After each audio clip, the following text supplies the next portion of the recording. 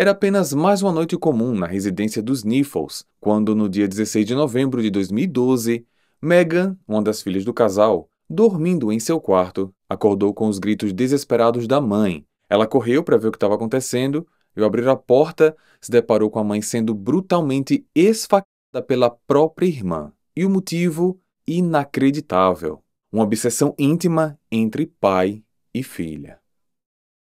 E misteriosos, antes de começar o caso de hoje, eu quero dar uma explicação rápida sobre uma ferramenta que tem aqui no canal e que algumas pessoas estão se confundindo como ela funciona. Toda semana tem um vídeo novo aqui no canal com a informação dada prioridade para membros. Algumas pessoas estão deixando comentários aqui dizendo tipo, agora só faz vídeo para membro, gostava como era antes, que era vídeo público para todo mundo.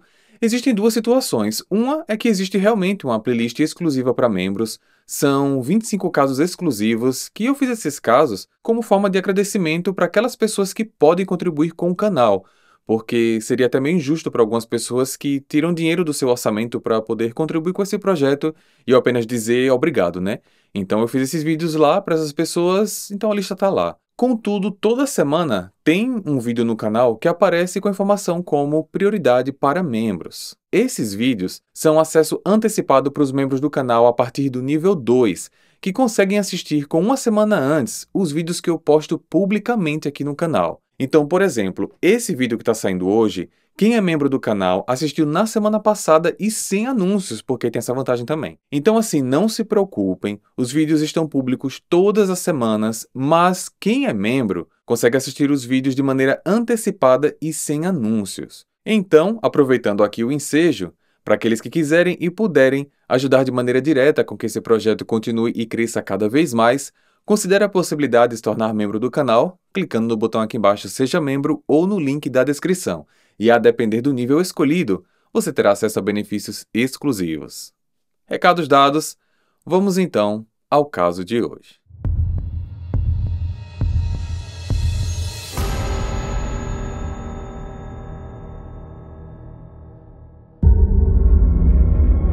Sabrina Zunick nasceu no dia 27 de outubro de 94, em Ohio, Estados Unidos.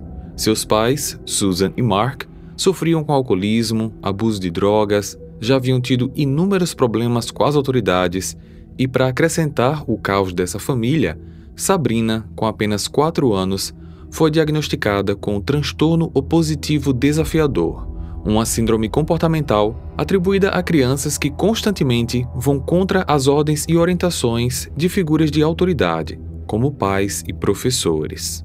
Tendo crescido em um cenário conturbado como esse, não era surpresa para ninguém que a menina havia se tornado uma pessoa muito reclusa e até mesmo problemática. Devido aos problemas dos pais e às dificuldades que eles tinham em cuidar dela, Sabrina passou muito mais tempo da infância e do início da adolescência na casa da avó do que na casa dos pais, até que então, pela idade já um pouco avançada da avó para cuidar sozinha da menina, aos 14 anos, ela foi enviada para o sistema de adoção do estado. Em julho de 2011, aos 16 anos, Sabrina foi adotada pelo casal Lisa e Kevin Neufeld. Lisa era uma assistente social que trabalhava com crianças vítimas de abuso no Departamento de Crianças e Adolescentes de Ohio. Kevin, que apesar de já ter trabalhado como bombeiro quando mais jovem, na época da adoção, trabalhava como caminhoneiro. Ambos vinham de casamentos anteriores e cada um tinha um filho. Kevin tinha um garoto chamado Cody Neufeld e Lisa tinha Megan Zanella, de 12 anos, que morava com eles. E ela, mesmo tendo um pai biológico presente, era muito próxima do padrasto Kevin. Ele e Lisa juntos também tinham uma filha, Hayley Neufeld, de apenas 3 anos. Com a adoção, Sabrina pôde ter um lar estável com uma família grande que se importava com ela. Consequentemente, sua vida começou a tomar um rumo mais positivo. Ela estava indo bem na escola, fazendo novos amigos, obtendo boas notas, além de conseguir se abrir mais durante as sessões de terapia. Ela também desenvolveu um ótimo relacionamento com suas irmãs adotivas, Megan e Hayley, que a receberam de bom coração como uma irmã mais velha. Mas essa relação familiar amorosa logo se desenvolveria para algo muito mais sinistro e problemático. Ainda no final daquele ano, 2011, Lisa e Sabrina estavam tendo alguns atritos, enquanto ao mesmo tempo ela percebeu que Kevin estava muito mais próximo da filha adotiva do que do resto da família. Lisa tentou chamar a atenção do marido diversas vezes para isso, tanto pessoalmente como por mensagem, mas Kevin desconversava, afirmando que aquilo era uma paranoia da cabeça dela. Porém, tendo atuado durante anos com crianças vítimas de abuso, é bem possível que, mesmo subconscientemente, Lisa tenha detectado algo estranho ali. No ano seguinte, 2012, a situação se tornou cada vez pior. As brigas entre o casal se tornaram mais frequentes, com Kevin confessando a alguns amigos que estava pensando em se divorciar. Paralelamente, Sabrina demonstrava um comportamento cada vez mais hostil com a sua mãe adotiva. E foi nesse período completamente conturbado da família Knoefel que chegou a fatídica noite de 16 de novembro de 2012. Por volta de 1 da manhã, Megan ouviu a mãe começar a gritar. Ao chegar no quarto, ela se deparou com Sabrina esfaqueando brutalmente a sua mãe. Megan, que na época tinha 13 anos, tentou tirar Sabrina de cima da Lisa e implorou para que ela parasse com aquilo, mas sua irmã, sendo 5 anos mais velha, era muito mais forte e conseguiu simplesmente jogar a menina para o lado. Se vendo sem alternativas, Megan correu para o telefone e chamou a polícia. 6 minutos após a ligação, as autoridades chegaram ao local. Megan já estava na porta à espera deles, desesperada, chorando muito e na presença de alguns dos vizinhos. Os policiais entraram na casa, chamaram pela Lisa, pela Sabrina, mas a única resposta que receberam foi o silêncio absoluto. Quando eles chegaram no quarto, viram Sabrina completamente coberta de sangue e segurando uma faca. Segundo o que os próprios policiais relatam, ela não parecia estar muito ciente de si ou do que estava ao seu redor. Parecia que estava presa em um transe. Sabrina levou alguns segundos para perceber que as autoridades estavam na porta do quarto e assim que caiu em si e viu tudo ao seu redor, ela soltou a faca e se rendeu sem oferecer qualquer resistência. Porém, em meio a toda aquela chacina, Megan pediu aos policiais que procurassem pela irmã mais nova. Eles chamaram a menina por toda a casa, até que quando chegaram no armário, ouviram um choro bem abafado. Hayley havia se escondido lá sozinha quando o ataque à sua mãe começou. Kevin não estava no imóvel. Ele estava em uma de suas viagens a trabalho. Sabrina, aos 18 anos, foi presa em flagrante e levada para um hospital antes de ser direcionada à delegacia.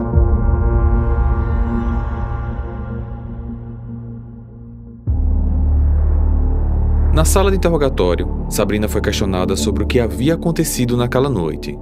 Seu relatório inicial era de que ela não se lembrava de nada porque ela havia apagado após consumir muito ibuprofeno, um remédio com efeitos anti-inflamatório e analgésico comum para dores de cabeça. Algo que vale ressaltar aqui é que a perda de consciência não é um dos efeitos colaterais do consumo excessivo desse tipo de medicamento. Além disso, ela se mostrava claramente nervosa durante a entrevista, constantemente balançando a cabeça e mexendo o cabelo.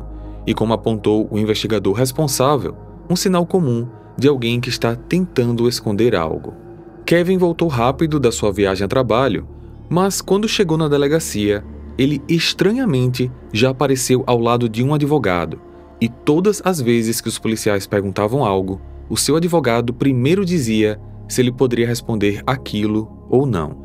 Ficou evidente que tanto ele quanto Sabrina não estavam compartilhando todas as informações, e entender tudo aquilo era a chave para desvendar os fatos por trás do crime. No enterro da esposa, Kevin estava muito apático, sem demonstrar qualquer semblante de tristeza ou dor, e ainda pediu para que todos orassem pela Sabrina, mesmo ela sendo responsável por todos estarem reunidos ali, em luto. Lembram que a filha mais velha da Lisa, a Megan, era filha biológica apenas dela, né? Então, durante as semanas seguintes, ela avisou ao pai biológico que não queria mais ficar naquela casa. Apesar de amar muito o padrasto, ali era o local onde ela presenciou a morte da mãe e por isso queria ir embora. Assim, ficou na casa apenas ele e Hayley. Em agosto de 2013, Sabrina finalmente decidiu cooperar com a investigação. Ela revelou que não havia feito tudo aquilo sozinha E, como eu acredito que alguns de vocês já imaginam, seu cúmplice era ninguém mais, ninguém menos que o próprio Kevin. Sabrina confessou que ela e o pai haviam começado a se envolver intimamente durante o primeiro semestre de 2012 e, desde então, mantinham relações com frequência. Vale ressaltar que, quando isso começou, Kevin tinha 41 anos e Sabrina 17. Quando ele via a menina triste, ele comprava presentes e contava pequenos segredos a fim de fazê-la pensar que ela era realmente especial para ele. Por exemplo, ele dizia que estava pensando em se divorciar da esposa, mas não fazia isso porque tinha medo de perder a guarda da Hayley, pois, mesmo separado, ele queria cuidar da filha. Já Megan, que não era filha biológica dele, ele sabia que, de alguma maneira ou de outra, ela seria enviada para a casa do pai. Isso criou uma ideia de antagonismo para Sabrina, que passou a ver a mãe adotiva como um problema, um obstáculo no caminho para a felicidade íntima dela e do pai. E foi a partir desse sentimento que nasceu o plano de matar a Lisa. A ideia era utilizar o dinheiro do seguro de vida para que ela e Kevin pudessem construir uma vida juntos e garantir também a guarda da Hayley para eles, fazendo com que, no fim das contas, a menina, de ainda 17 anos, servisse como irmã mais velha, esposa e madrasta. Mas, para poder fazer isso, eles precisavam garantir que a morte não parecesse um homicídio planejado. Eles chegaram até a cogitar a contratar alguém para assaltar a casa e tirar a vida de Lisa. Sabrina ainda acrescentou que, na época, tinha comentado com uma amiga da escola chamada Autumn se ela conhecia algum assassino de aluguel.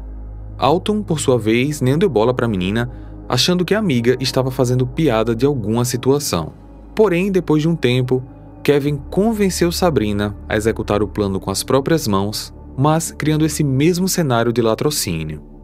Ao tomarem conhecimento sobre o seguro de vida, coisa que a polícia não sabia, eles procuraram informações sobre a apólice e descobriram que o Kevin recebeu quase $800 mil.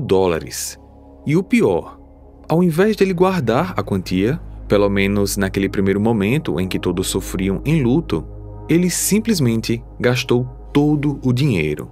Comprou novos móveis para casa, comprou um carro novo, uma casa na Flórida e começou a ter aulas de pilotagem de monomotores.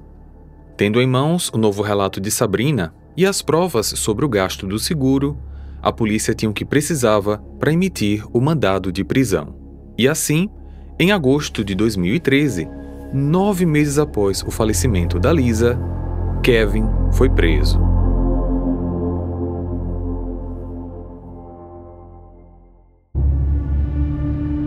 O julgamento começou no ano seguinte, 2014.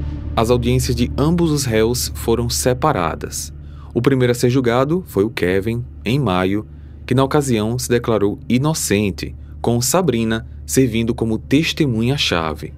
A promotoria alegou que Kevin planejava se separar da esposa, como ele já tinha comentado com alguns amigos e com a própria Sabrina, mas isso não traria benefício algum, além de ter que pagar uma pensão para Hayley.